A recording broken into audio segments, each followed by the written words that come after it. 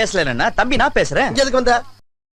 நீ அதுக்காண்டி வரல, நான் செத்துட்டேன்னா உசுரோட இருக்கான்னு பார்க்க வந்திருக்க. என்ன தம்பி என்னாச்சு? இருடா வந்து கவனிச்சுக்கிறேன்.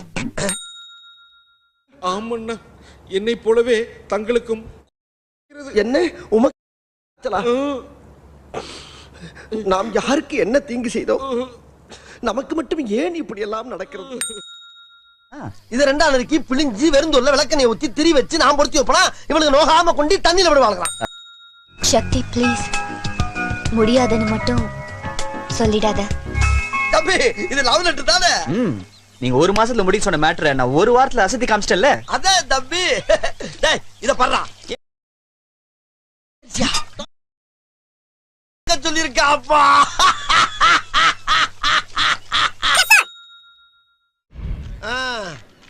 என்ன 18 பட்டி வந்தாச்சாப்பா?